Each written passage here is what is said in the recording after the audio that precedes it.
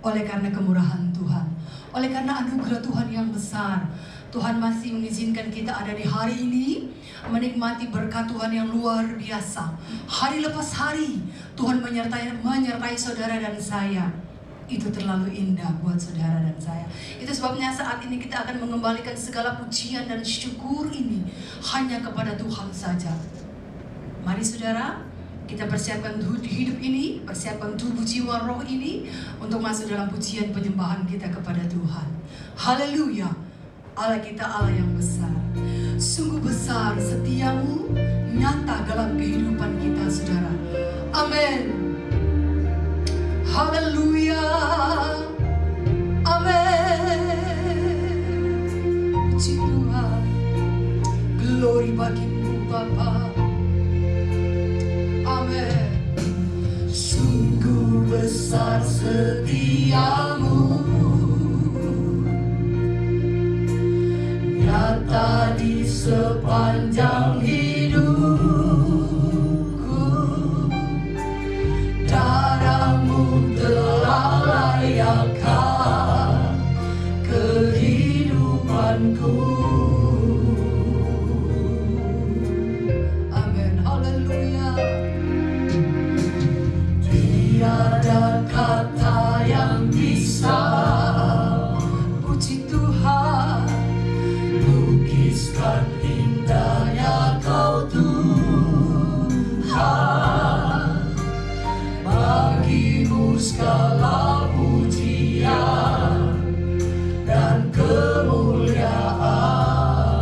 Sungguh besar setiamu, sungguh besar setiamu, puji Tuhan, nyata di sepanjang hidupku. Darahmu telah layakkan kehidupanku. Amin, amin. Tiada kata yang bisa, lukiskan indahnya Kau Tuhan. Bagimu segala pujian dan kemuliaan.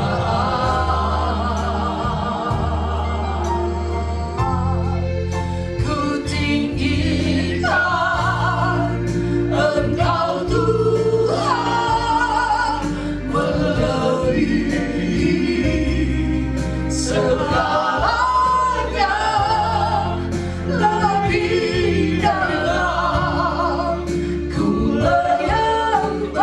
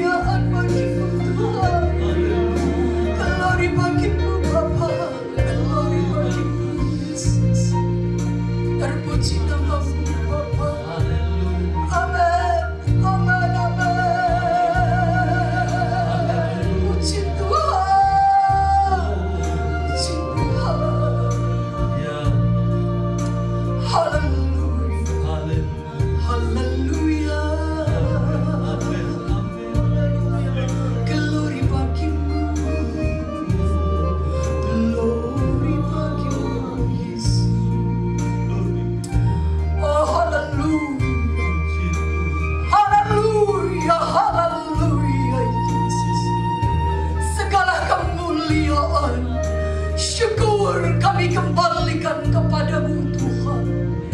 Betapa Engkau terlalu baik dalam hidup ini. Itu sebabnya Bapakku, kami datang menghadap hadirat-Mu Tuhan. Mari layakkan setiap kami untuk masuk dalam hadirat-Mu. Memohon perkenanan-Mu Tuhan ada di atas kami. Dalam kami Tuhan memuji menyembah akan Engkau. Agar setiap pujian penyembahan yang kami naikkan kepadamu Tuhan, semua boleh berkenan adanya. Sebab siapakah kami ini Tuhan? Kami tidak dapat membalas akan kebaikan-Mu bagi kami.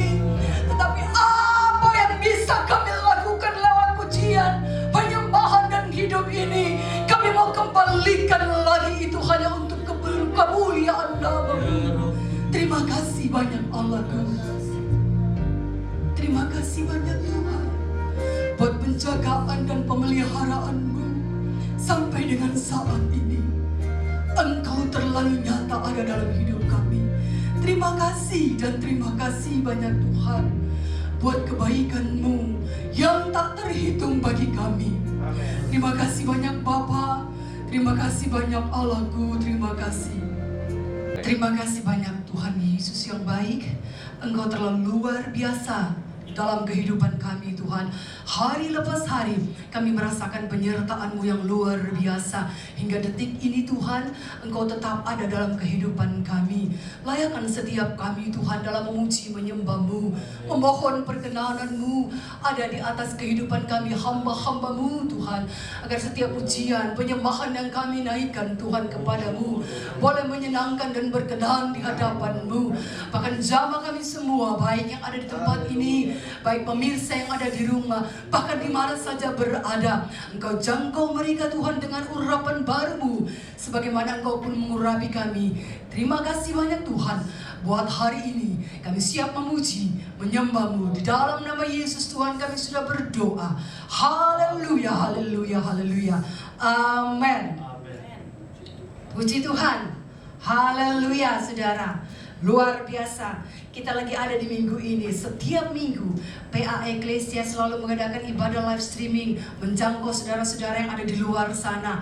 Pakai kesempatan ini saudara untuk kita memuji, membesarkan nama Tuhan. Sebab hari ini milik kita, besok belum tentu. Kita memuji, membesarkan nama Tuhan. Segala puji hanya bagi Tuhan saja. Haleluya. Amin. Segala puji syukur kita mau kembalikan kepada Yang punya hidup ini. Puji Tuhan. Haleluya. Segala puji syukur hanya bagi-Mu Tuhan. Sebab Kau yang layak dipuja. Kami mau bersorak, tinggikan nama-Mu.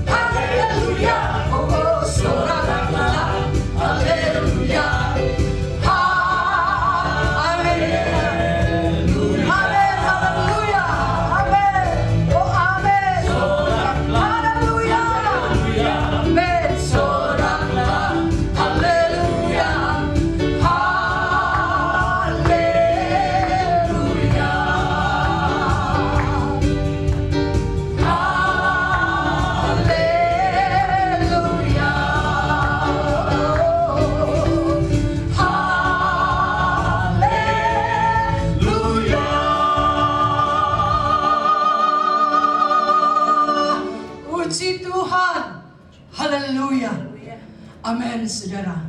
Bersorak bukan karena keadaan kita baik-baik saja. Dalam kondisi apapun, bersyukur dan bersorak bagi Tuhan. Tuhan melihat hati saudara dan saya. Amin. Persiapkan kehidupan ini, saudara. Kami butuh firman Tuhan. Kuatkan kami dalam kami berjalan mengarungi hidup ini, Tuhan. Yang kami tahu hari-hari ke depan kami bukan akan semakin lebih baik, tetapi jika kami ada dalam genggaman Tuhan, maka Engkau sendiri yang mengambil alih dan mengendalikan kehidupan kita. Amin, saudara. Persiapkan tubuh jiwamu, terima kebenaran firman Tuhan. Amin. Bila kau izinkan, bila kau izinkan sesuatu terjadi, ku percaya semua untuk kebaikanku. Puji Tuhan. Nanti amin. Telah tiba waktu. Benar Tuhan. Ku percaya kuasa-Mu memulihkan hidupku. Bila kau izinkan, bila kau izinkan sesuatu terjadi, ku percaya semua untuk kebaikanku. Bila nanti telah tiba waktumu, ku percaya kuasa-Mu memulihkan hidupku. Waktu Tuhan pasti yang terbaik, walau kadang tak mudah dimengerti. Lewati cobaan, ku tetap percaya waktu Tuhan pasti yang terbaik. Bila kau izinkan, haleluya. Bila kau izinkan sesuatu terjadi, ku percaya semua untuk kebaikanku. Bila nanti telah tiba waktu, ku percaya kuasa-Mu memulihkan hidupku. Waktu Tuhan pasti yang terbaik, walau kadang tak mudah dimengerti. Lewati cobaan, ku tetap percaya waktu Tuhan pasti yang terbaik. Waktu Tuhan, amin, haleluya. Puji Tuhan pasti yang terbaik. amin, amin. Walau kadang tak mudah dimengerti. Lewati cobaan,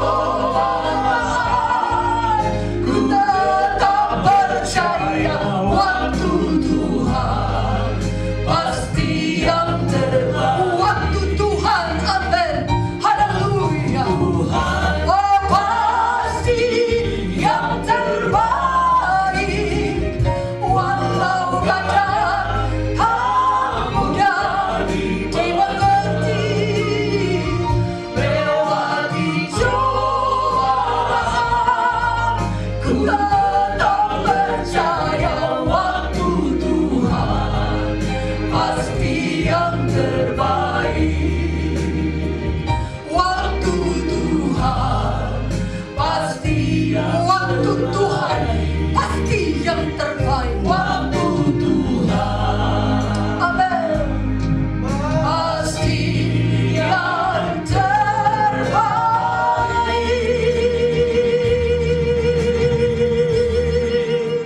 Haleluya. Haleluya. Haleluya. Terima kasih buat anugerah-Mu. Kau terlalu baik bagi kami, sangat baik, amat baik. Amin. Terima Terima kasih. Saat tiba, kesempatan bagi kami mau dengar firman Allah. Kami percaya dalam firman-Mu kami mendapat kekuatan yang baru. Di dalam firman-Mu kami ditopang, diteguhkan. Itu sebabnya kami musrahkan pemberitaan firman-Mu, hamba-Mu. Sekali lagi ada dalam urapan Tuhan. Terima kasih Roh Kudus. Terima kasih. Kami akan dengar firman Allah.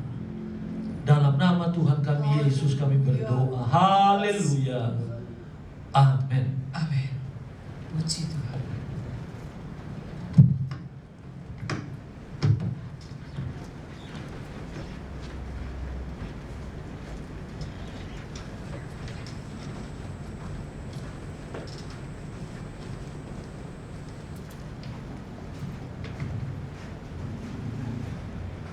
Segala kemuliaan, segala hormat hanya bagi Tuhan. Kekasih-kekasih yang ada di tempat ini, demikian kekasih-kekasih yang jauh di rumah sana, kita telah memuji dan mengagungkan Tuhan. Saat tiba, mari kita fokus akan kebenaran firman Allah, karena saya percaya firman Allah hidup dan berkuasa. Dan firman itu akan menjadi kekuatan bagi kita semuanya.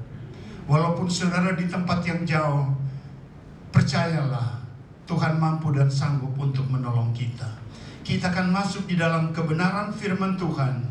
Kita melihat di dalam 1 Timotius pasal 4 ayat 1 dan ayat yang kedua. 1 Timotius 4 ayat 1 dan ayat yang kedua, dia berkata begini. Tetapi Roh dengan tegas mengatakan bahwa di waktu-waktu kemudian ada orang yang akan murtad lalu mengikut roh-roh penyesat dan ajaran setan-setan. Oleh tipu daya pendusta-pendusta yang hati nuraninya memakai cap mereka. Perhatikan firman Allah saudara di dalam 2 Timotius pasal 3 ayat yang pertama, dia berkata, hari-hari terakhir kita akan menghadapi kesukaran-kesukaran. Nah, kesukaran-kesukaran seperti 2 Timotius 3 ayat 1 ini dia berkata, ya tidak makan, kelaparan, dusta dan lain sebagainya. Itu belum cukup saudara. Dan itu sudah biasa terjadi. Tetapi kalau kita lihat di dalam 1 Timotius pasal 4 ini, akan lebih dahsyat lagi akan terjadi. Banyak orang yang percaya akan murtad, meninggalkan akan Tuhan. Apa itu murtad? Bahasa Yunani dia berkata begini, apostasia. Itu bahasa Yunani, dia katakan apostasia.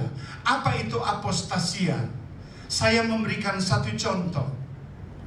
Seseorang di dalam satu kelompok, mungkin pendidikannya cukup tinggi dan orang mungkin berwibawa.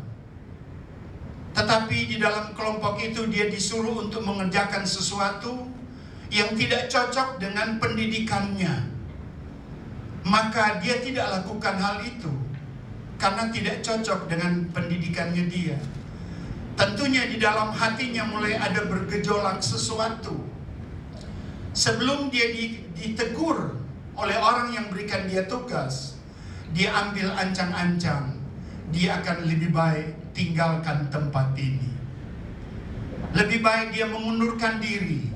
Lebih baik setelah dia mengundurkan diri, dia memutuskan hubungan dengan kelompok yang ada.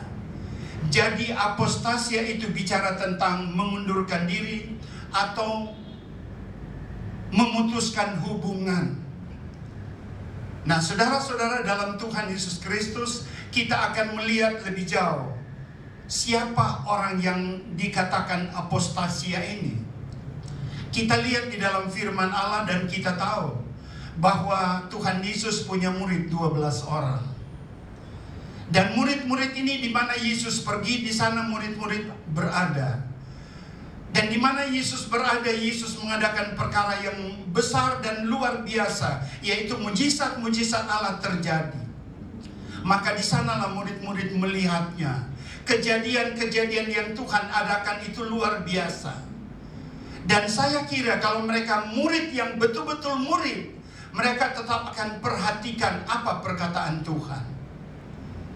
Walaupun mereka sebagai murid, mereka harus perhatikan apa yang pemimpin mereka lakukan.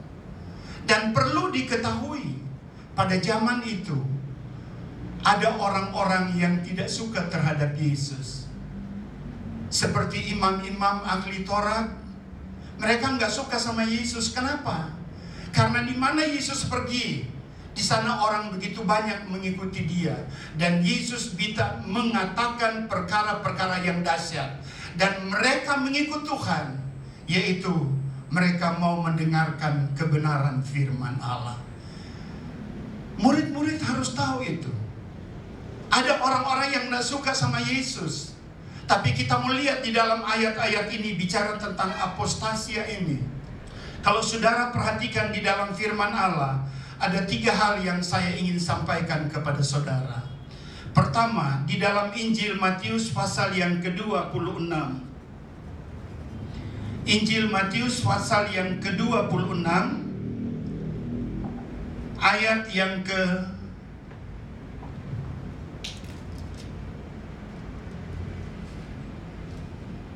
Injil Matius pasal yang ke-26, ayat yang ke-14 dan yang ke-15 dan yang ke-16, dia berkata begini. Kemudian pergilah seorang dari ke-12 murid itu yang bernama Yudas Iskariot kepada imam-imam kepala. Ia berkata, apa yang hendak kamu berikan padaku supaya aku menyerahkan dia kepada kamu? Mereka membayar 30 keping perak kepadanya. Dan mulai saat itu ia mencari kesempatan yang baik untuk menyerahkan Yesus. Perhatikan saudara, Yudas itu bukan cuma seorang murid, tapi Yudas itu mendapat satu kursi yang empuk. Dia sebagai bendahara daripada kelompok ini. Kelompok ini adalah pimpinannya adalah Yesus sendiri. Jadi sekali lagi, Yudas ini bukan cuma murid, tapi dia sebagai orang yang dipercaya untuk memegang dana yang ada dalam kelompok itu. Jadi bukan orang sembarangan. Dia tahu ada orang-orang yang gak suka sama Tuhan. Sepertinya Yesus itu ada di dalam tangan dia. Jadi Yesus gak bisa berbuat apa-apa. Dan firman Allah di sini dia berkata, Yudas Iskariot datang kepada imam-imam kepala. Dia katakan, apa yang kamu mau berikan kepadaku kalau aku serahkan itu Yesus? Dengan diam-diam, orang yang sudah membimbing dia, sudah menyertai dia, dia hianati. Sebenarnya Yudas itu tidak boleh seperti itu. Tetapi dengan keadaan seperti itu, dia bisa melakukan hal yang tidak berkenan kepada Allah. Dia datang kepada musuh-musuh itu, lalu dia katakan, apa yang kamu memberikan kepadaku kalau aku berikan itu Yesus? Tidak ada satu murid yang tahu. Tapi kalau kita melihat yang kedua, di dalam Injil Markus pasal yang ke-14 ayat yang ke-17, sekarang tugas Yesus menyatakan orang yang menyerahkan dia kepada musuhnya itu. Mereka mengadakan perjamuan kudus. Pada waktu malam, semua murid-murid sudah berkumpul, mereka mengadakan perjamuan kudus. Lalu Yesus berkata begini, malam ini ada orang yang menyerahkan aku kepada orang berdosa. Tentu dengan perkataan Yesus, orang-orang mulai bertanya, siapa? Semua bertanya, bukan saya, bukan aku Tuhan. Nah di dalam ayat itu juga, Yudas berkata, bukan saya loh Tuhan. Dia masih main lidahnya. Dia masih berbohong lagi. Tetapi Yesus berkata kepada murid-murid, sebentar saya akan mengambil roti di tempat roti itu, maka ada tangan seorang yang akan mengambil roti, dialah yang akan menyerahkan aku. Dan di sini kita membaca ayat-ayat ini. Pada waktu Yesus mengambil roti, ada seorang tangan seorang itu juga ambil roti. Lalu firman Allah berkata, setelah Yudas mendapat roti, iblis masuk di dalam dia. Setelah iblis masuk di dalam dia, malam itu dia tinggalkan perhimpunan itu. Kemudian saudaraku sekalian, dia memutuskan diri bahwa dia tidak akan kembali lagi. Dan Yesus berkata, Yudas, apa yang engkau mau buat, buatlah. Di sini kita melihat yang pertama, Yudas menjual Yesus dengan diam-diam. Tapi yang kedua, Yesus menyatakan kepada orang banyak bahwa Yudas yang menyerahkan Yesus kepada orang berdosa. Jangan pikir kalau dia sudah serahkan Yesus ke tangan orang berdosa, jangan pikir kalau dia sudah putus hubungan dengan Yesus, dia akan bahagia. Kita akan lihat di dalam kebenaran firman Allah. Jadi pada waktu dia pergi, dia tinggalkan perhimpunan, dia tinggalkan, memutuskan hidupnya dengan Yesus. Apa yang dia lakukan? Kalau kita melihat di dalam kebenaran firman Allah, di dalam Yohanes pasal 13 ayat 27 dan seterusnya, Yudas dia pergi bagaikan seorang yang lupa diri. Karena iblis sudah masuk di dalam dia, dia bagaikan orang mabuk, tidak tahu diri lagi. Saudara sudah pernah lihat orang mabuk? Jalannya orang mabuk seperti apa? Bicaranya orang mabuk seperti apa? Saudara sudah pernah lihat orang mabuk? Ataupun mungkin saudara pernah mabuk? Nah, kalau kita pernah mabuk, seperti itulah keberadaan Yudas. Dia sudah tidak tahu buat apa lagi. Karena dia sudah memutuskan hubungannya dengan Kristus Yesus Tuhan itu. Dan dia pergi. Dan kalau kita melihat di dalam Yohanes 13 ayat yang ke-27, Yudas dia pergi. Dia pikir dia sudah bebas, dia sudah bahagia. Tapi kalau kita melihat di dalam Kisah Rasul pasal 1 ayat 16, dia pergi. Dia menggantungkan diri di atas pohon. Lalu dia mati. Dan firman Allah berkata, setelah dia mati, dia jatuh di atas batu tubuhnya.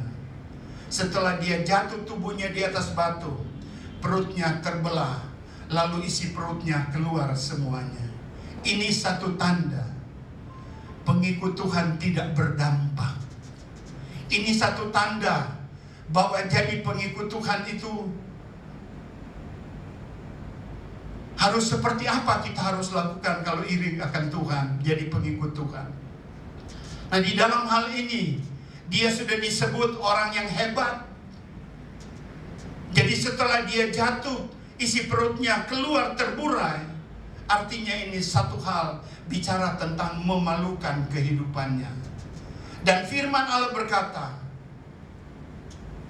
orang Yerusalem semuanya kaget mendengar bahwa Yudas itu mati gantung diri dan isi perutnya terkeluar semuanya.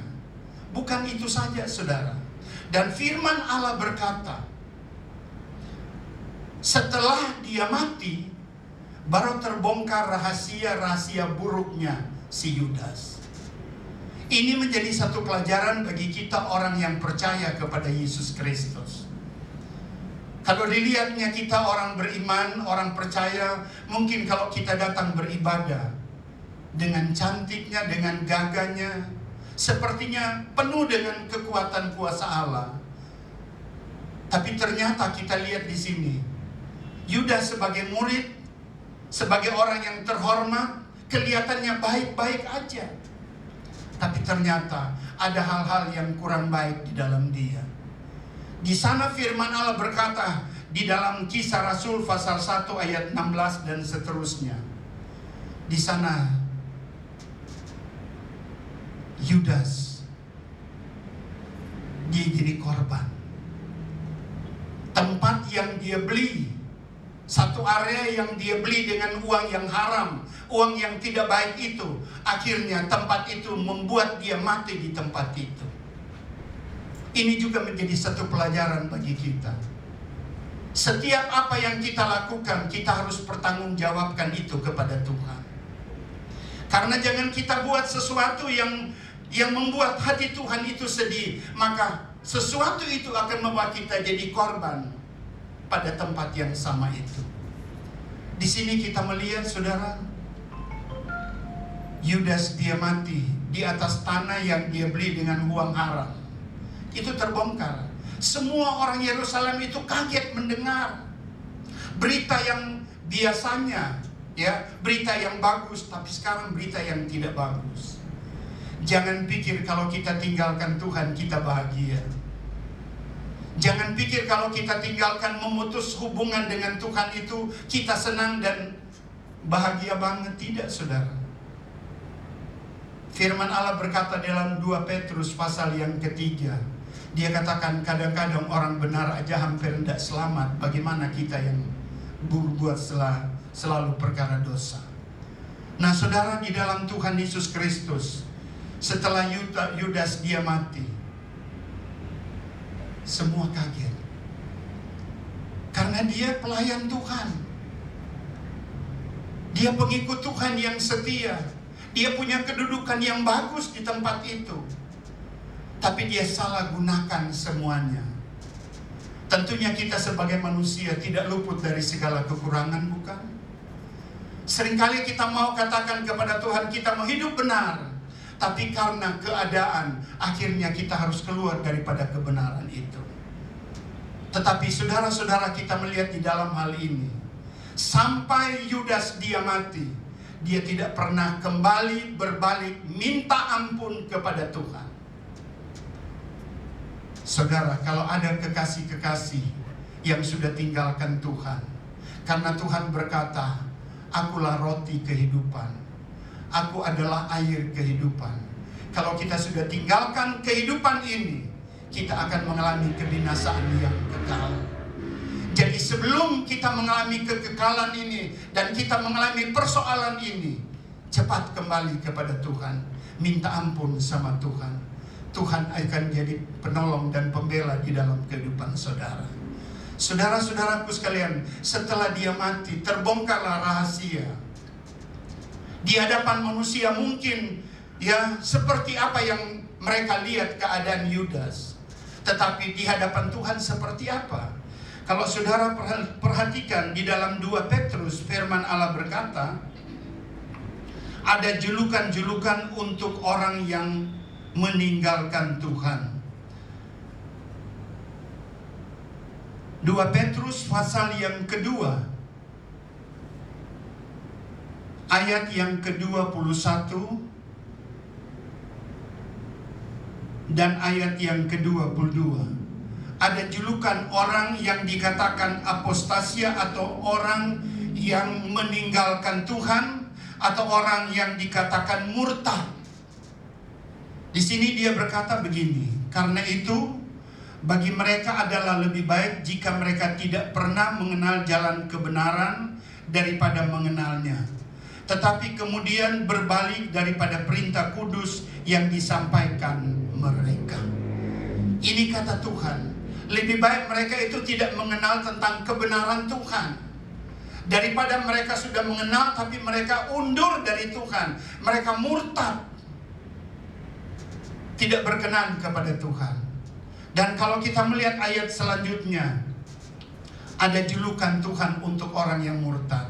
Ayat 22, bagi mereka cocok apa yang dikatakan peribahasa yang benar ini, anjing kembali lagi ke muntahnya, dan babi yang mandi kembali lagi ke kubangannya.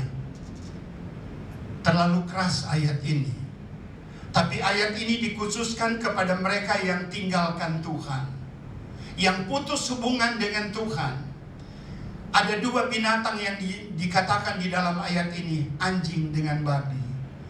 Anjing dia makan sesuatu, dia muntah, dia makan lagi muntahnya itu. Demikian juga babi, sekian banyak kali saudara mandikan dia, Tetapi di mana ada lumpur, di sana dia berkubang lagi. Dengan arti kata, di hadapan Tuhan, manusia yang murtad itu jijik di hadapan Tuhan. Cukup keras untuk ayat ini bagi kita orang percaya. Itulah sebabnya menjadi satu pelajaran bagi kita. Kita yang sudah percaya kepada Tuhan, dekatkan hidup ini kepada Tuhan. Milikilah firman, miliki Roh Kudus. Karena firman dan Roh Kudus ini akan membawa kehidupan kita lebih dekat. Dan Roh Kudus membimbing kita untuk lebih taat dan setia hanya kepada Tuhan. Saudara-saudara di dalam Tuhan Yesus Kristus, engkau ada di sini, engkau ada di rumah, dimanapun engkau berada. Kembali kepada Tuhan sebelum Tuhan datang kali yang kedua. Sebelum kita mengalami sesuatu, kembali kepada Tuhan. Jangan biarkan hidup kita ini hancur karena gara-gara kita sendiri. Kita lihat apostasia ini. Sebenarnya orang ini dia tidak punya masalah dengan orang yang lain, tapi dia punya masalah dengan dirinya sendiri. Dia tidak mau lakukan apa yang sudah diperintahkan. Jadi pikiran dan hatinya itu mengatakan lebih baik kita keluar, kita pisah, kita putuskan hubungan dengan orang-orang yang banyak. Demikian saudaraku sekalian, Yudas juga tidak ada masalah dengan yang lain-lain, tapi yang menjadi permasalahan pada dirinya sendiri. Dia diam-diam dia jual itu Tuhan.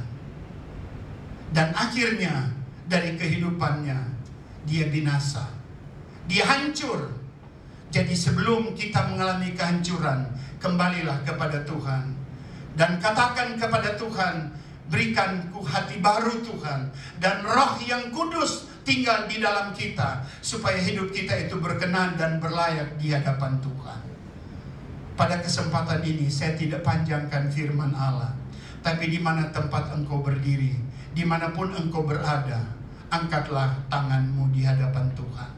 Tuhan Yesus ada di mana engkau berdiri dan duduk. Dia akan menjamah saudara, dia akan menolong, memberikan jalan keluar bagi engkau. Kita akan nyanyikan sebuah lagu, beriku hati baru ya Allah.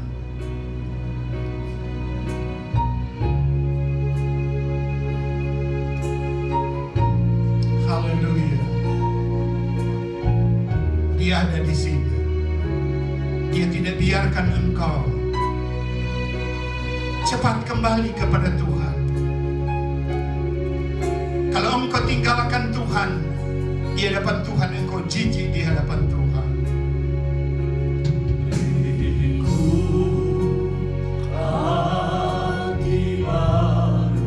Tuhan sudah panggil dan pilih kita menjadi umat-Nya.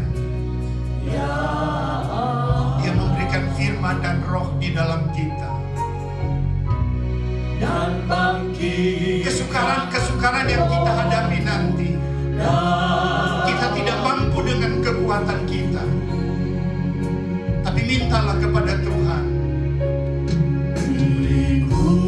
berikanku hati yang baru Tuhan, biar kebenaran Tuhan itu nyata di dalam kehidupan kita. Jangan ambil Roh-Mu di dalam hidupku Tuhan, dan bangkitkan Roh-Mu. Haleluya, haleluya. Sekali lagi di mana engkau berada, di sana ada Roh Kudus. Puji Tuhan, puji Tuhan.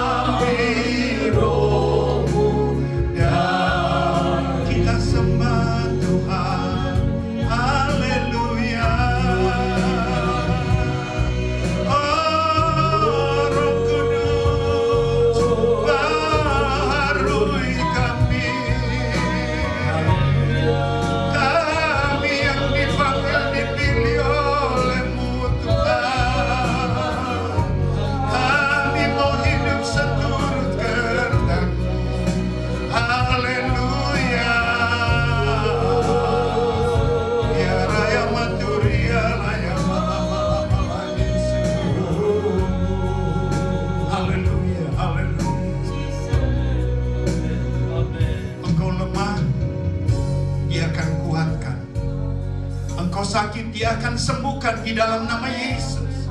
Engkau bimbang, ada ketetapan Tuhan, Engkau akan dinyatakan. Dia ada di sini. Biarlah Roh Kudus tinggal di dalam kita. Jagaku dalam hadirat-Mu Tuhan. Jangan ambil roh dalamku.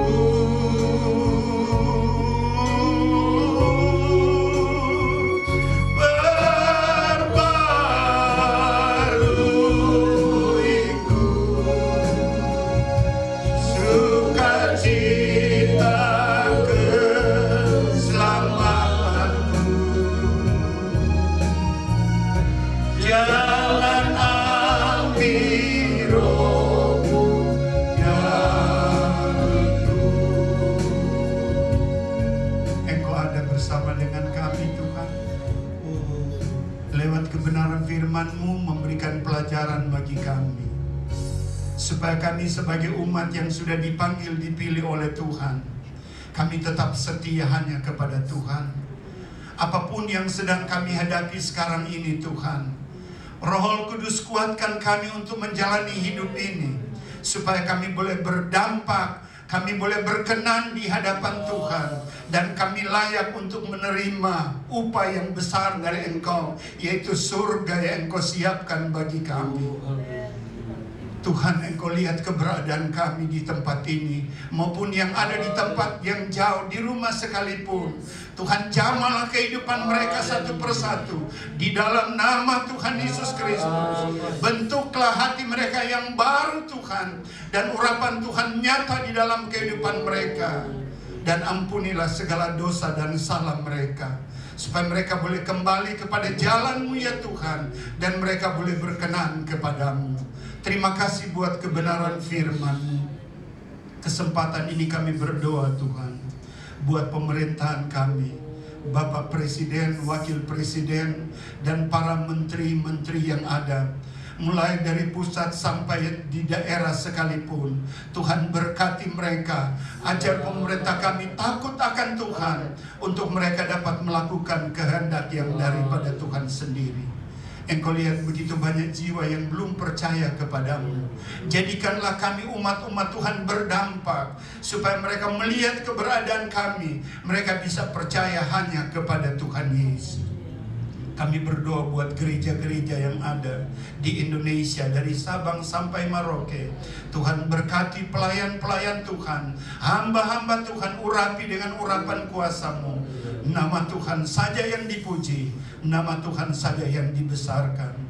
Kami berdoa juga buat PA Eklesia, mulai dari koordinator, hamba-hamba Tuhan yang tergabung di dalamnya, dan seluruh kelompok-kelompok yang dibentuk Tuhan, yang ada di Eklesia, dan seluruh jemaat Eklesia. Berikanlah kami menjadi satu kesatuan yang dari Tuhan. Sehat-sehatkan kami semua ya Bapa, supaya satu saat kami dapat berkumpul kembali untuk berbakti, memuji dan mengagungkan nama Tuhan. Engkau luar biasa di dalam hidup ini Tuhan. Pertolongan-Mu selalu nyata bagi orang yang percaya kepadamu. Sebab itu hidup kami ini kami mau pasrahkan ke dalam tangan Tuhan. Kami harus katakan Engkau luar biasa dalam hidup ini. Engkau segala-galanya dalam hidup ini, dan Engkau sangat berarti di dalam hidup ini. Sebab itu hidup ini kami mau taruh di atas mezbah-Mu, dan biar api Roh Kudus membakar hidup kami. Terima kasih Tuhan buat acara ibadah live streaming ini. Tuhan, Engkau sudah pimpin dari pertama sampai akhirnya. Terima kasih Roh Kudus. Terima kasih keberkatan Tuhan melimpah di dalam kehidupan kami. Selesai daripada ibadah ini, kami akan tinggalkan tempat ini. Kami akan kembali ke tempat kami masing-masing. Tuhan menyertai, lindungi kami, bungkus kami dengan kuasa darah Yesus. Tibakan di tempat tujuan kami dengan segala selamat. Terima kasih Roh Kudus. Kami akan tutup acara ibadah live streaming ini ke dalam tangan-Mu. Di dalam nama Tuhan Yesus Kristus, kita angkat kedua belah tangan kita. kekasih-kekasihku, terimalah berkat daripada Allah Bapa, kecintaan daripada anaknya yaitu Tuhan Yesus Kristus, persekutuan daripada Allah Roh Kudus akan menyertai kita mulai saat ini sampai Tuhan Yesus datang kali yang kedua. Semua yang diberkati mengatakan amin.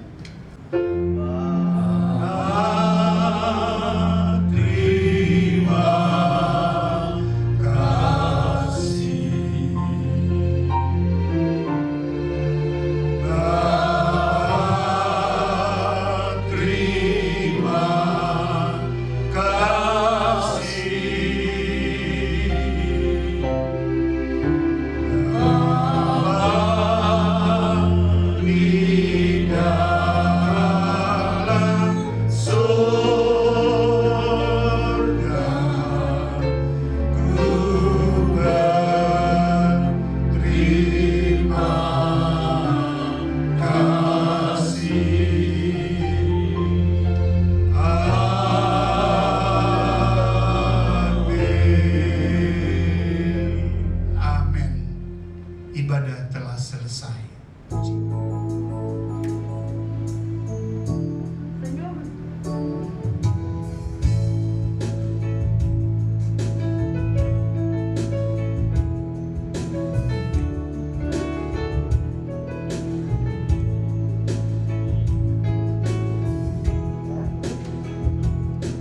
Sepanjang jalan kehidupan ini, suka duka silih berganti.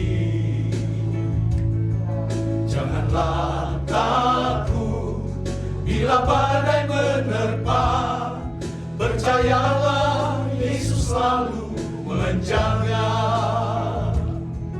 Dia tak akan pernah tinggalkanku, selalu hadir dalam hidupku, yang menuntunku agar bila ku jatuh, Dia sungguh berarti bagiku. Hari ke hari terasa kasih-Nya, firman-Nya air kehidupan, sukacita yang Dia berikan mengalir di dalam hidupku. Oh, betapa indahnya bila selalu bersama Dia, damai sejahtera dalam hidupku. Hanya Yesus yang sanggup hapuskan air mata, jadikan hidup ini berarti.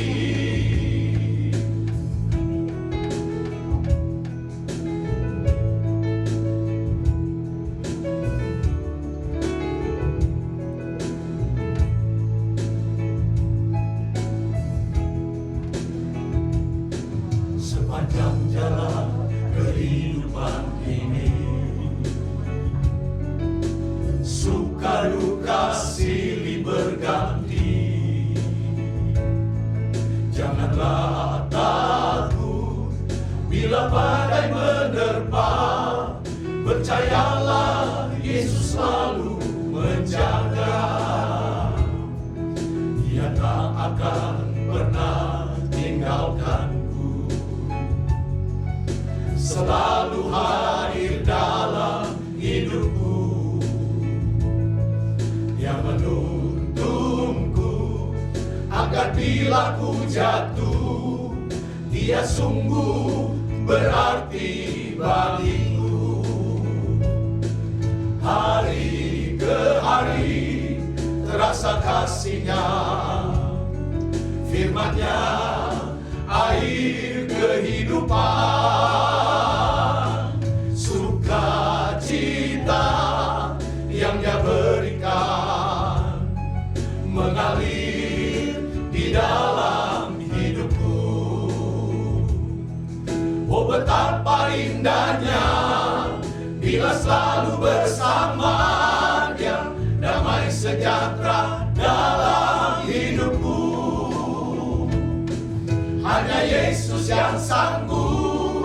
hapuskan air mata, jadikan hidup ini berarti.